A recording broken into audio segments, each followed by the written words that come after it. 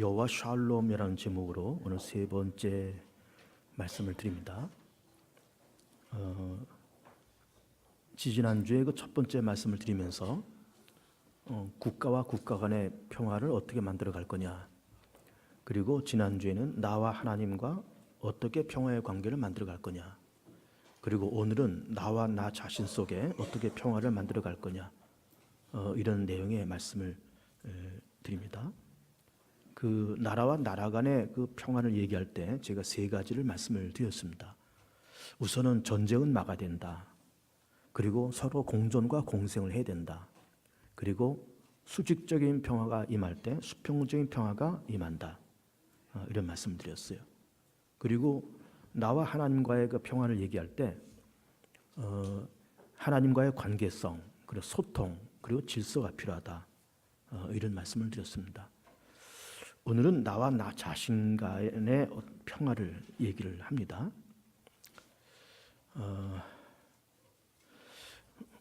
우리나라는 지금 21세기를 이렇게 지나가면서 60년대부터 시작한 이 경제 개발로 인해서 이제 한 50년 내지 60년 만에 우리나라는 압축 성장을 해가면서 민주화 산업화 그리고 경제 발전을 이룩한 그런 나라입니다. 그래서 인구 5천만이 넘으면서 소득이 3만 불이 되는 나라는 지구상에는 이제 7개밖에 없고 그 7개 나라에 우리 대한민국이 포함되어 있습니다. 그리고 우리 대한민국은 경제 규모로 세계에서 11번째고 OECD 회원국이 되었고, 그리고 올림픽, 하계올림픽, 동계올림픽, 그리고 올림픽, 그리고 월드컵 경기까지 치른 몇 안 되는 이제 그런 나라 가운데 이렇게 있습니다.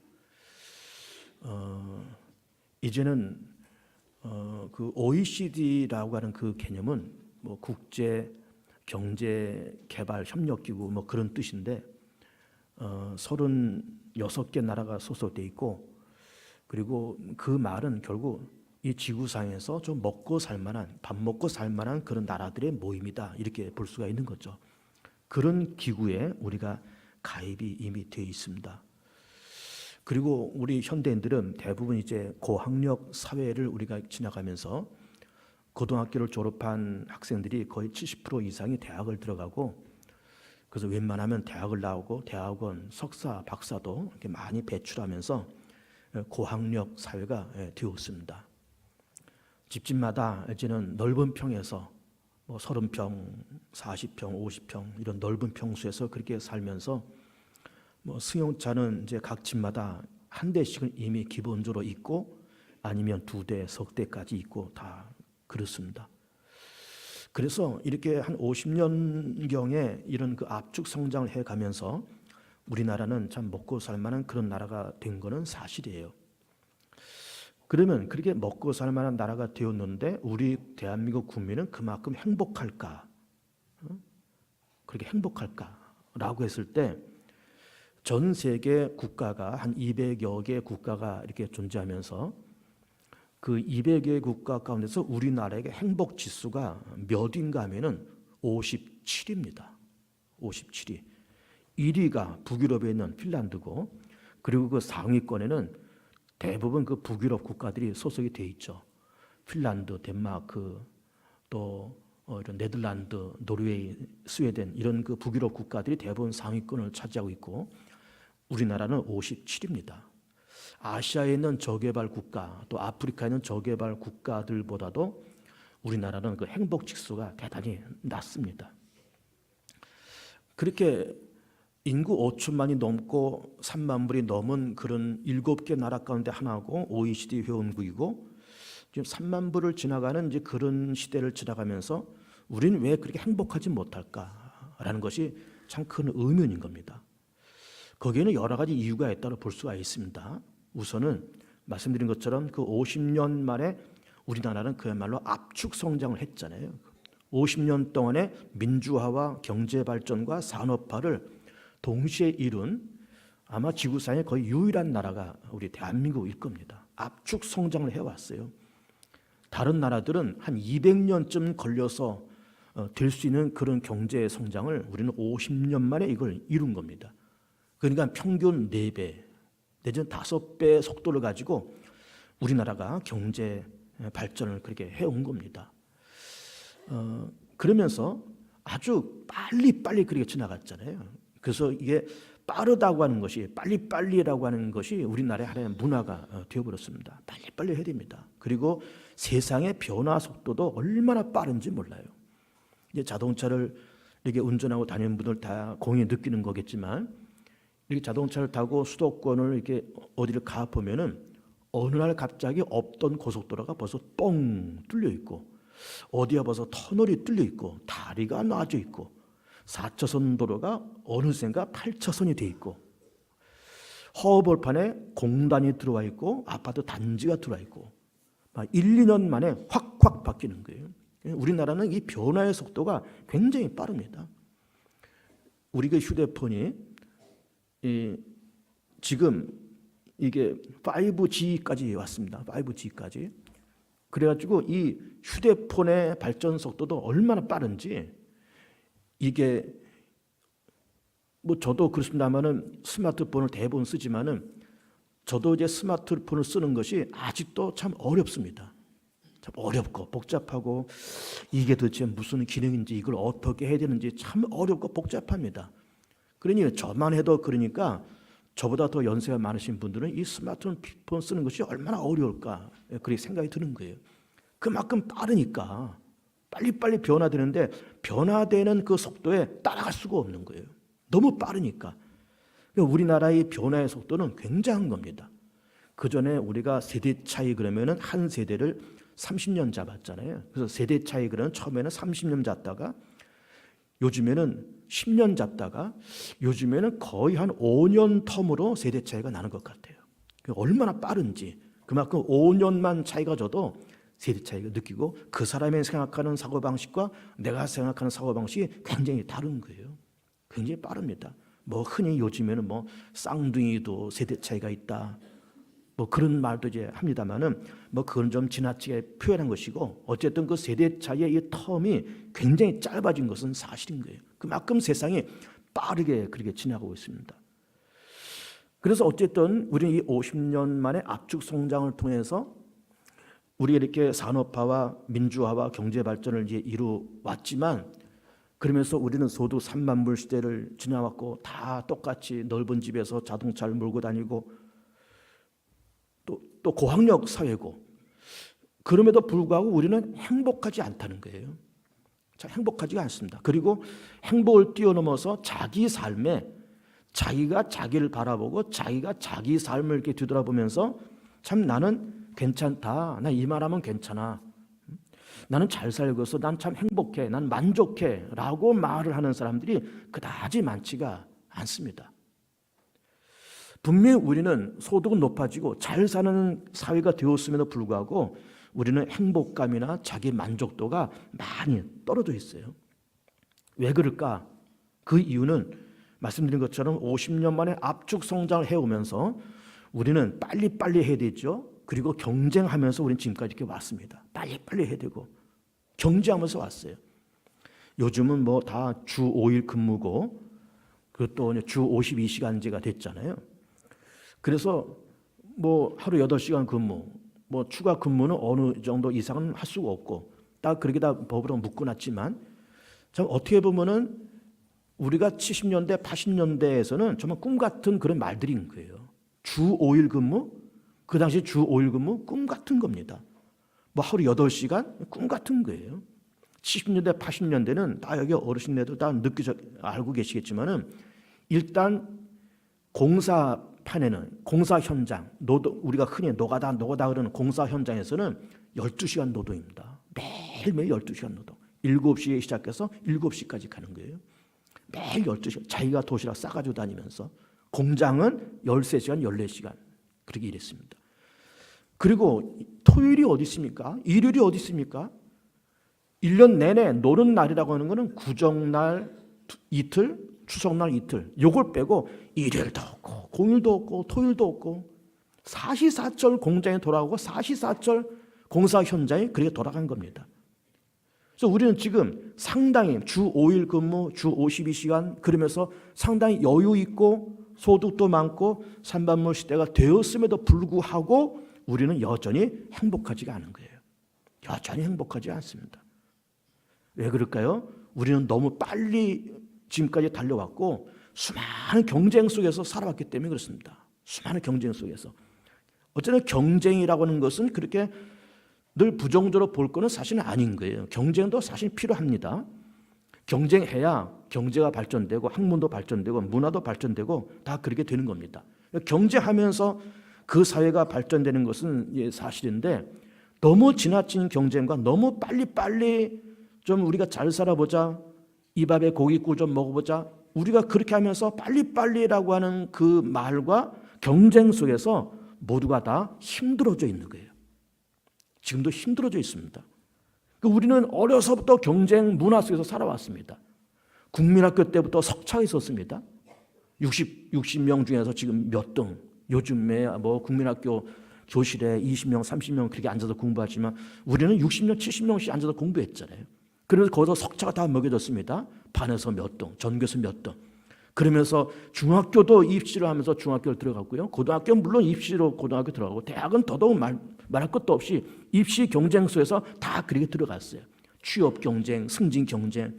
그러면서 경쟁과 어떤 서로 간의 치열한 그런 경쟁 속에서 그렇게 살아오면서 그렇게 치열한 경쟁 속에서 우리나라가 이만큼 되었고 우리 스스로도 그만한 위치에 올라왔지만 우리 올라와서 보니까 그만한 위치와 그만한 경제 환경에 된 것까지는 사실이지만은 뒤돌아보면은 때로는 허탈하기도 하고 행복을 모른 채 삭막한 마음과 삭막한 정서를 가지고 우리는 지금 살고 있다. 또 살아왔고 또 그렇게 살고 있다라고 하는 것이 우리의 현실인 겁니다. 크나 작으나 자기 자신에 대해서 좀 행복감을 느끼는 사람은 별로 없고 크나 작으나 자기가 자기를 바라보면서 참 좋다, 자기 자신에서 만족하고 그렇게 하는 사람들은 거의 없는 거예요. 유일한 한 사람은 있죠. 그리스 로마 신화에 나르시소스라는 사람이 있습니다. 이 사람이 이렇게 개울을 건너가다가 물에 비친 자기 모습을 이렇게 봅니다. 너무 잘생긴 사람이 거기 있는 거예요. 반해서 사실 그게 자기 얼굴인데 너무 반해서 물속에 있는 그 사람을 잡으려고 뛰어 들어가다가 결국 물에 빠져 죽습니다. 그 사람이 나르시소스고 그래서 자기 애, 자기를 사랑하는 자기 애를 가져다가 나르시즘이라고 그렇게 얘기를 합니다. 물론 신화에 나오는 이야기예요. 진짜 이게 아니라. 어쨌든 그런 경우를 빼놓고는 우리 모두는 다 자기 자신에서 100% 만족하는 사람은 거의 없습니다. 거울을 이렇게 들여다보면서 나는 왜 이렇게 뚱뚱해? 나는 왜 이렇게 키가 작고? 나는 왜 이렇게 광대뼈가 나왔어? 나는 왜 이렇게 미간이 넓어?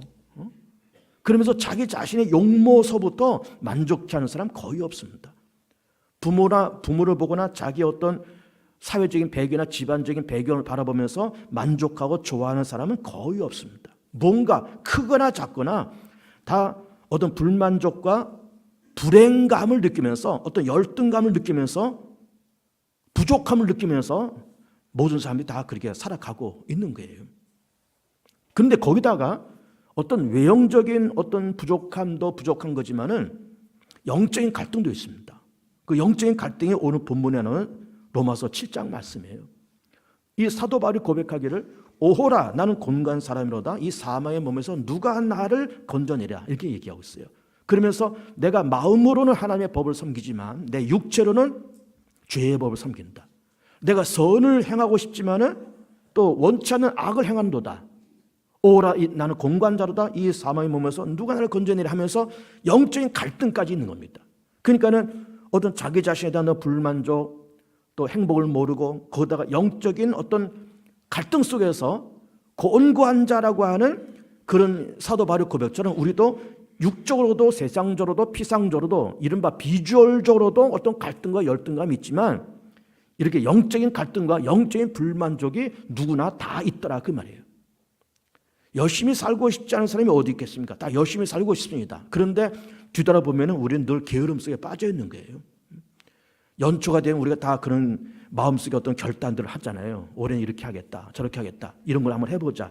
그러나 1월 지나고 2월 지나고 3월 되면은 벌써 연초에 결정했던 것 거의 다 까먹습니다. 열심히 살고 싶지 않은 사람이 어디 있겠습니까?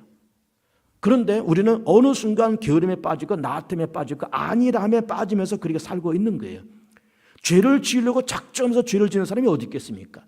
선한 것이 좋다라고 하는 것을 모르는 사람이 누가 있겠습니까? 선한 것은 좋은 것이고 의로운 것은 좋은 거야. 선하게 살아야 돼, 의롭게 살아야 돼 라고 그렇게 말은 다 하지만은 정말로 각자가 정말 선하게 의롭게 사느냐라고 한 사람 한 사람을 이렇게 들이대면은 나는 정말 선하게 살았다, 의롭게 살았다라고 말할 만한 사람은 거의 없는 거예요. 아니, 거의 없는 게 아니라 아주 없죠.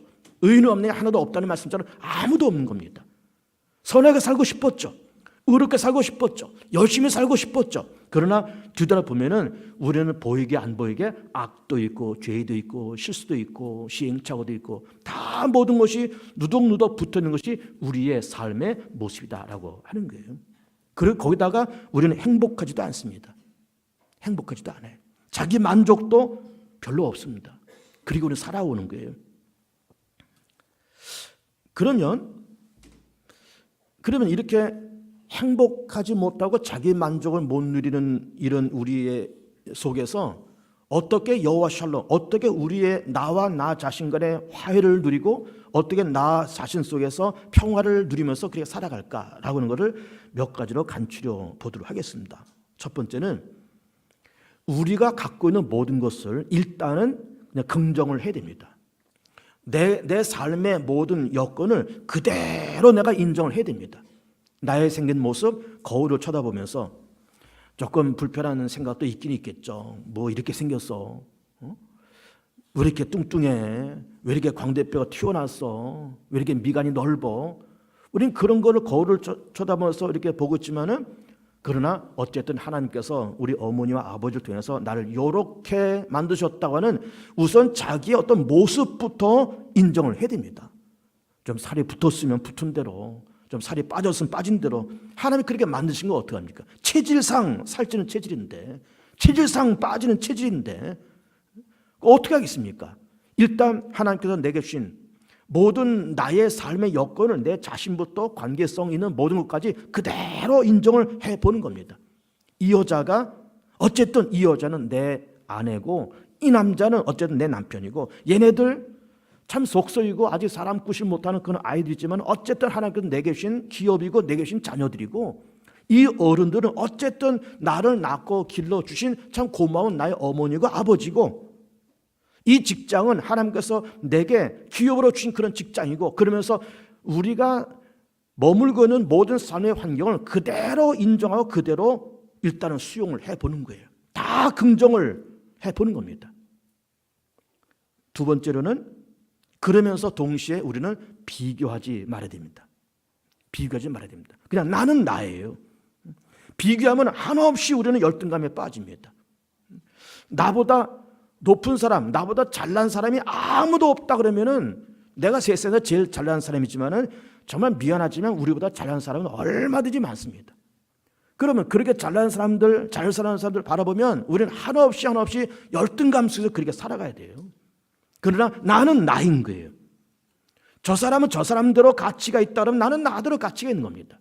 크면 큰 대로 작으면 작은 대로 또 있으면 있는 대로 없으면 없는 대로 누구나 다 그 사람은 그 사람대로 귀하고 가치 있는 거예요. 다 가치 있는 겁니다. 우리 집에 손이 두 개가 이렇게 있잖아요. 오른손 왼손 있고 대부분 이제 오른손잡이가 많습니다. 대부분. 그러면 오른손을 가지고 뭐 주부들이 부엌에서 칼질할 때도 오른손으로 칼을 잡고 가위질을 해도 오른손 잡고 현장에서 일하는 이 현장 노동자들이 오른손으로 망치도 잡고 대패도 잡고 뭐 이렇게 하면서 작업을 해 나가는 거예요. 그 오른손이 항상 이게 우세한 힘이 있는 겁니다. 힘도 사실 더 세고 오른손도 더 세고 기능적으로도 오른손이 더 셉니다. 그러면 왼손은 이거는 아무 쓸데가 없는 걸까? 오른손잡이가 왼손에게 아무 쓸데가 없는 걸까? 오른손만 귀하고 왼손은 전혀 가치가 없는 존재일까? 그렇지 않습니다. 왼손도 상당한 가치가 있습니다. 여러분 주부들이 여기 대부분 앉아 계시지만 식사 끝나고 집에서 설거지를 할 때 오른손잡이라 그래서 왼손 주머니에 넣고 오른손 하나만 가지고 설거지를 한번 해보세요. 설거지 제대로 되겠습니까? 거의 안 될 거요. 남자들 넥타이 맬 때 오른손 왼손이 이게 두 손이 쪼물락쪼물락 이렇게 만져져야 이게 넥타이라도 하나 맬 수 있지, 오른손 하나 가지고 넥타이 이게 매질까요? 어렵습니다. 굉장히 어려워요. 안 되거나 굉장히 어렵습니다. 그러니까 우리는 오른손잡이라서 왼손은 별로 쓸모가 없이 보이지만 굉장히 유용하게 쓰임받습니다. 왼손이 없으면 오른손이 없어요. 오른손이 없으면 왼손도 없습니다. 그러니까는 오른손잡이라서 오른손만 귀하고 오른손만 가치 있는 것이 아니라 쓸모없이 보이는 듯한 왼손도 굉장한 가치가 있고 굉장히 귀한 쓰임을 받고 있는 거예요. 잘난 사람은 잘난 사람대로 쓰임받을 만한 가치가 있고 조금 덜한 사람은 덜한 사람들대로 그만한 가치와 그만한 귀한 존재감이 다 있는 겁니다. 꽃 중에 왕은 장미랍니다. 그 장미꽃만 예쁠까요? 아닙니다, 여러분. 여러분, 가을의 코스모스 얼마나 예쁩니까? 그 바람에 살랑살랑 움직이는 코스모스가 얼마나 예뻐요? 이제 한 4월 달 되면은 산에 진달래, 개나리 무수하게 필 겁니다. 걔네들 얼마나 이쁩니까? 그 산에 노랗게 개나리가 피고 빨갛게 철쭉 뭐 이런 개나리 이거 진달래 피면요 대단합니다.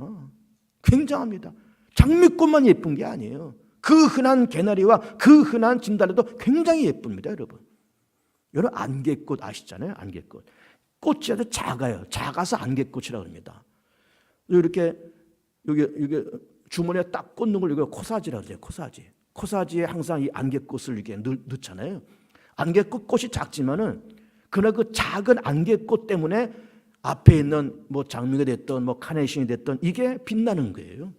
그러니까는 카네이션만 빛나는 것이 아니라 그 뒤에서 안개꽃이 은하게 이 아우라를 딱 받치고 있으니까는 이게 장미가 됐던 카네이션들이 이것이 아름답게 보이는 것이지 카네이션만 좋은 것이 아니고 그 뒤에서 받치고 있는 그 안개꽃도 하나하나 들여다보면 그것도 아름다운 겁니다. 잘난 사람만 가치가 있는 것이 아니라 조금 덜 나도 다 하나님은 가치 있게 쓰고 있는 중이에요. 내가 몰라서 그렇지.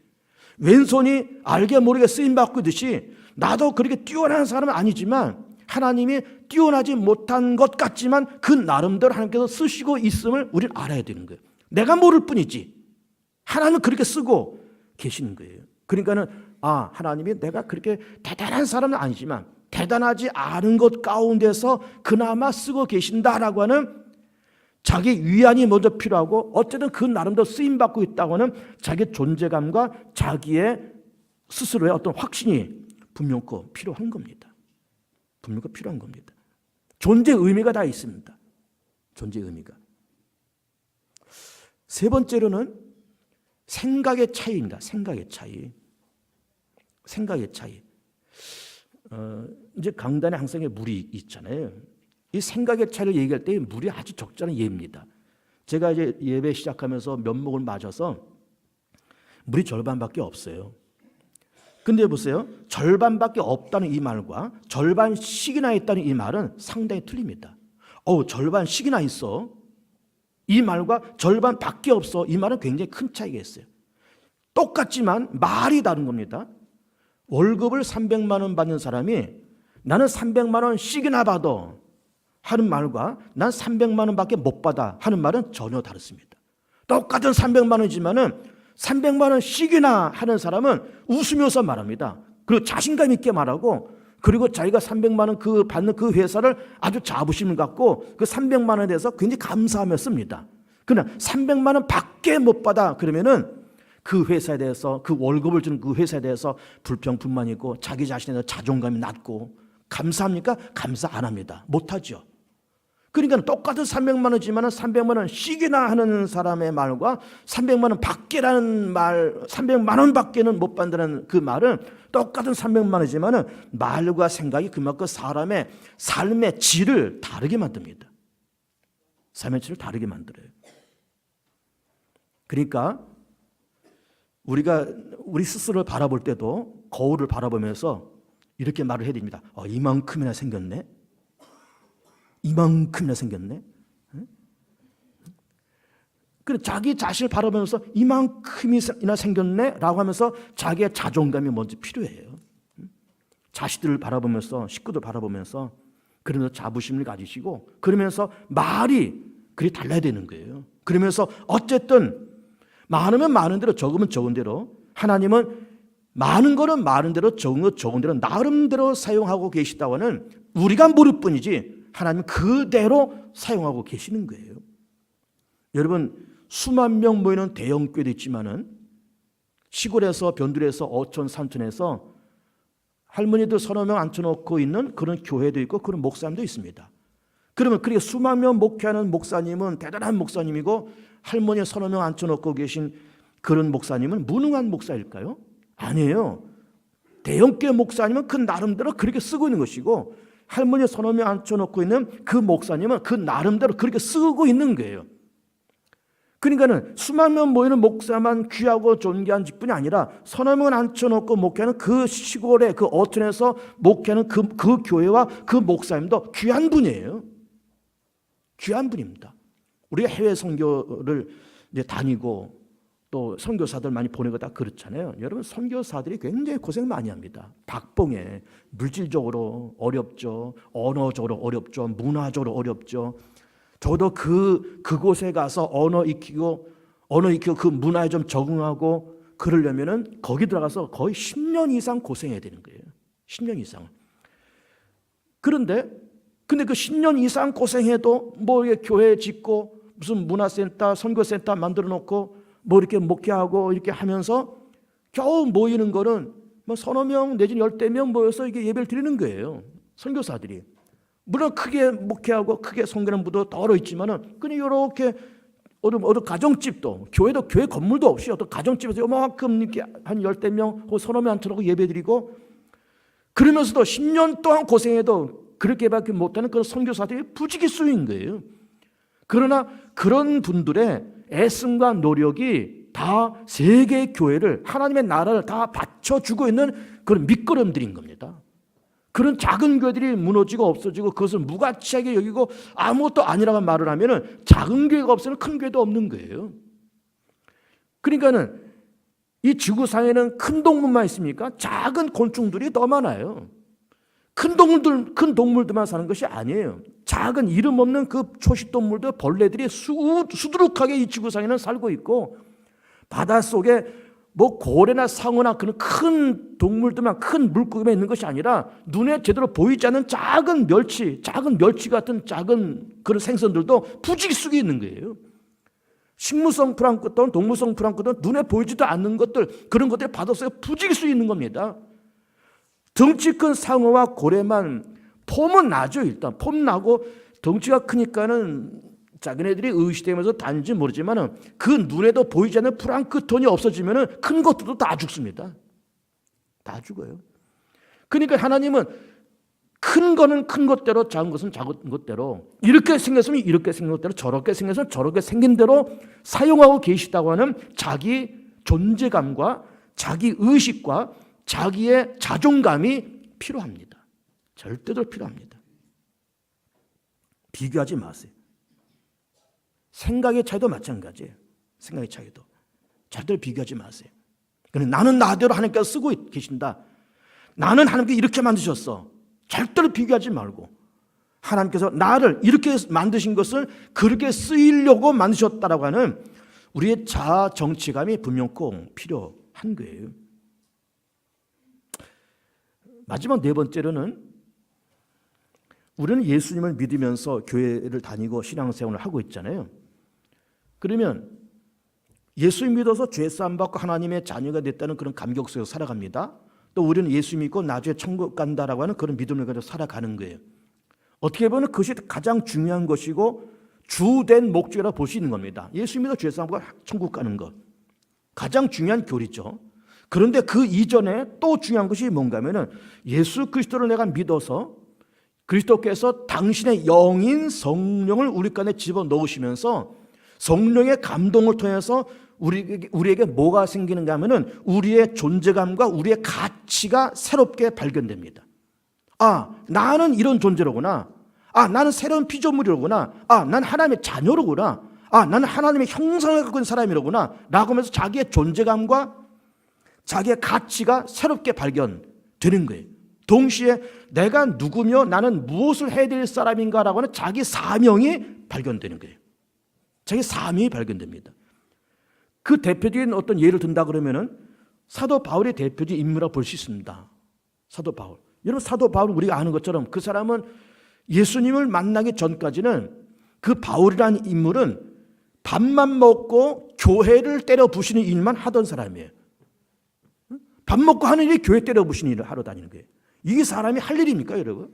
교회 때려 부시는 일을 하던 바울이 다메섹 가다 예수님 만나고 성령 받고 나서 이게 할 짓이 아니란 걸 깨닫게 된 겁니다. 할 짓도 아니고 해서도 아니 되고 그러면서 눈에서 비늘 같은 것이 떨어지면서 이제는 자기를 발견하죠. 나는 죄인 중에 괴수요. 나는 만물에 찌끄게 맛도 못한 사람이라는 것을 발견하면서 그러면서 자기가 자기에게 향한 하나님의 뜻과 사명이 얼마나 큰지를 깨달으면서 내가 살든지 죽든지 거기는 연연하지 아니하고 내 몸을 통해서 그리스도가 존귀하게 되기를 원한다라는 그 사명을 가지고 일평생 복음을 전하면서 그렇게 지냈던 거예요. 자기의 존재감을 깨달았습니다. 그러면서 본인이 쓴 서신서에서 그런즉 누구든지 그리스도 안에 있으면 새로운 피조물이니 이전 것은 지나갔으니 보라 새 것이 되었도다. 그런 말씀을 하고 있는 거예요. 새 것이 됐다라고 하는 자기 정체감과 자기 존재감을 발견하고 나는 이제 밥 먹고 교회 때려부신 일을 떠나서 새로운 일, 하나님께서 원하시는 생명의 사역과 복음 사역을 하겠다는 그런 새로운 사명을 발견하면서 일평생을 복음을 전하는 전도자로서 일을 하였다라고 하는 것이죠. 여리고에 바디메오라는 사람이 있었답니다. 소경입니다. 그것도 거지입니다. 그럼 소경과 거진 이 사람은 할 수 있는 일이라고 하는 건 국어밖에 없는 거예요. 얻어먹어서 사는 거예요. 그런데 예수 소문을 들은 겁니다. 눈은 멀었지만 귀는 열렸잖아요. 예수님에 대한 소문을 들었습니다. 아, 예수란 분이 계신다. 나사렛 청년 예수란 분이 그분이 하나님의 아들이래. 그분이 주님이시래. 그분이 물고기 2마리 떡 5개는 5,000명 먹으셨대. 죽은 자도 살리셨대. 소경, 문둥병, 혈기 마른 자 다 고치셨대. 그 이야기를 바디메오가 들은 겁니다. 그러면서 아, 나도 저 예수님을 만나면 그 예수님께로부터 병 고침받고 눈이 떠서 나도 좀 새로운 인생을 살고 싶다라고 하는 자기의 어떤 존재감을 깨달은 거예요. 예수님께서 여리고를 지나가신다는 얘기를 듣고 쫓아가서 나를 고쳐달라고 아우성을 칠 때 내가 내게 무엇을 하여 주기를 원하느냐? 보기를 원하나이다. 네 믿음대로 될지어다. 그래서 그 시로 이 바디메오가 눈을 뜨고 겉옷을 집어던지고 예수님을 쫓았다는 거예요. 그러면서 예수님을 믿으면서 죄사함 받아 천국 가는 건 물론 중요하지만 예수 그리스도를 알고 믿고 성령의 감동을 통해서 자기 존재감, 자기의 가치, 자기의 사명을 발견하게 된 거예요. 여리고의 세리장, 삭개의 이야기를 우리 잘 알고 있습니다. 세리장의 세무서장이죠. 세무서장인 이 삭개오가 자기 동족으로부터 고혈의 세금을 뜯어서 로마 나라에다 바쳐주는 그런 일을 한 사람이에요. 동족에게 따가운 눈총을 받는 사람입니다. 그런데 그래서 늘 따가운 눈총을 받으면서 친구도 없고 늘 왕따처럼 사는 삭개오인데 어느 날 역시 그 여리고에서 예수님께서 지나가시는 모습을 보면서 키가 작아서 예수님을 볼 수 없어서 뽕나무, 뭐 그전에 우리가 뽕나무 그러다가 요즘은 돌감나무 그랬습니다. 괜찮습니다. 아무나 나무 위에 올라가서 그 예수님을 지나가는 걸 봤다는 거예요. 보면서 예수님과 눈이 딱 마주치면서 삭개오야 내려오라. 내가 오늘 너희 집에 거해야 되겠다. 그랬더니 삭개오 내려와서 주여 감사합니다. 내가 남의 것 토삭한 거 있으면 내가 사비를 갚고 내 재산 절반을 주님께 드리겠나이다. 이렇게 얘기를 하는 겁니다. 그러니 삭개오가 그렇게 예수님 만나서 정말로 죄사함 받고 천국 가고 그런 것 좋았지만 삭개오가 그렇게 여리고의 세리장으로 있으면서 자기의 존재감과 자기의 가치와 내가 무엇을 해야 될 사람인가라는 것을 발견하게 된 겁니다. 내가 이렇게 세금 뜯어서 로마에다가 갖다 바치는 이런 일만 해서는 안 되겠다. 예수님께서 생명사역, 복음사역을 해나가시는데 이 일에 내가 일조를 해야 되겠다 하면서 아마도 예수님께서 삭개오를 만나시고 난 이후에 삭개오가 예수님의 엄청난 스폰서가 됐을 거라고 그렇게 봅니다. 엄청 스폰서가. 그래서 삭개오가 예수님 만나면서 자기 자신의 존재감, 자기가 가치, 그리고 내가 앞으로 무엇을 해야 될 사람인가라는 삶의 사명을 깨닫게 된 거예요. 이제 제가 영상으로 몇 사람을 소개를 하고자 합니다. 영상이 준비되어 있는데 송명희 씨를 한번 띄워보세요. 송명희 씨. 이 사람이 송명이에요. 중증 뇌성마비 환자입니다. 손발을 제대로 못 가누고 목을 못 가누죠. 뇌성마비는 목을 못 가누고 말도 어눌하고 그렇습니다. 그래서 굉장한 비관 속에 빠졌어요. 자살도 여러 번 생각했었습니다. 그러다가 세상을 비관하고 자기 자신을 비관하게 있다가 그러면서 20살 되던 해에 하나님께서 이 송명에게 이런 음성을 들려주십니다. 내가 내게 기름을 부어서 이제 사용하리라. 내가 지금부터 들려주는 이야기는 받아 적어라 하면서 하나님께서 이 송명에게 복음성과 찬송과 가사를 들려주셨답니다. 그 가사를 한번 띄워보시죠. 나 가진 재물 없으나, 나 남이 가진 지식 없으나, 나 남에게는 건강이 있지 않으나, 나 남이 없는 것 있으니, 난 남이 못 본 것을 보았고, 난 남이 듣지 못한 음성 들었고, 난 남이 받지 못한 사랑받았고, 난 남이 모르는 것 깨달았네. 공평하신 하나님이 나 남이 가진 것 나 없지만 공평하신 하나님이 나 남이 없는 것 갖게 하셨네. 놀라운 얘기 아닙니까? 그러면서 이 송명희 씨가 그렇게 20살 때 뇌성마비로 그렇게 고생하면서 하나님 만나고 하나님 음성 듣고 이 가사 쓰고 최덕신 씨가 작곡하면서 나 가진 재물 없으나라고 하는 복음성과 CCM을 그렇게 만들었어요. 뇌성마비예요. 헬렌 켈러 여사를 한번 띄워보시죠. 헬렌 켈러 여사. 미국의 대통령 케네디 대통령 시절에 이분은 소경이면서 동시에 청각장애인입니다. 듣지도 못하고 보지도 못하는 분이에요. 그런데 점자로 공부를 해가면서 하버드 대학을 졸업했습니다. 그러면서 이 헬렌 켈러를 가르친 여인이 있는데 그 여인이 앤 셜리반은 여자예요. 앤 셜리반, 이 여성입니다. 헬렌 켈러의 스승이고 교사예요. 그러면서 이 셜리반이 헬렌 켈러에게 기도해주고, 물론 듣지는 못하지만 점자로 다 기도를 가르쳤겠죠. 공부도 가르치고. 이 두 여인입니다. 헬렌 켈러하고 셜리반이에요. 기도해주고 말씀을 가르치고 공부를 가르치고 점자로 다 그렇게 하면서 하버드대를 졸업을 했어요. 이 헬렌 켈러가 쓴 내가 3일 동안만 볼 수 있다면, 그러니까 눈이 떠서 3일만 내가 세상을 볼 수 있다면 이걸 보겠다라고 하는 내가 3일 동안이라고 하는 그런 글을 썼습니다. 그 글 한번 띄워볼까요? 사흘만 내가 세상을 볼 수 있다면 첫째 날은 사랑하는 이의 얼굴을 보겠다. 여기서 말하는 사랑하는 이는 자기의 선생인 셜리반 여사를 얘기합니다. 둘째 날은 밤이 아침으로 바뀌는 기적을 보리라. 한 번도 아침을 못 봤잖아요. 한 번도 밤을 못 봤잖아요. 근데 어쨌든 밤이고 낮이라 그러니까 어떻게 밤이 되고 낮이 되고 이걸 한번 봤으면 좋겠다는 거예요. 셋째 날은 사람들이 오가는 평범한 거리를 보고 싶다. 단언컨대 본다는 것은 가장 큰 축복입니다. 사람들이 걸어다니는 이 거리를 한번 보고 싶다는 것이고 단언컨대 본다고 하는 것은 굉장히 큰 축복이라는 거죠. 이거를 헬렌 켈러가 내가 3일 동안 볼 수 있다는 그런 글을 쓴 거예요. 크로스비라는 여인을 한번 올려보죠. 크로스비. 페니 크로스비라는 여인입니다. 이분은 시각장애인이에요. 그런데 이 크로스비가 예수님 만나고 그러면서 소경이면서도 불구하고 찬송가 작사를 500개의 찬송가 작사를 썼습니다.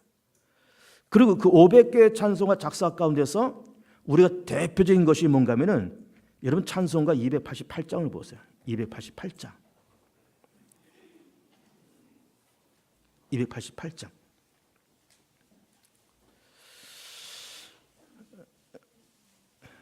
찬송가를 한 son에게 보면 왼쪽에는 작사자고 오른쪽은 작곡자입니다. 288장 왼쪽에 F.J. 크로스비, 그 크로스비가 저 여인이에요. 크로스비 사진을 다시 한번 띄워보세요. 크로스비 사진. 이 여인이 크로스비예요. 그러면서 예수를 나의 구주 삼고 성령과 피로서 거듭나니 이 찬송과 가사를 쓰고 이것뿐만이 아니라 500개의 찬송과 가사를 썼습니다. 다시 288장 띄워보세요. 288장. 이거잖아요.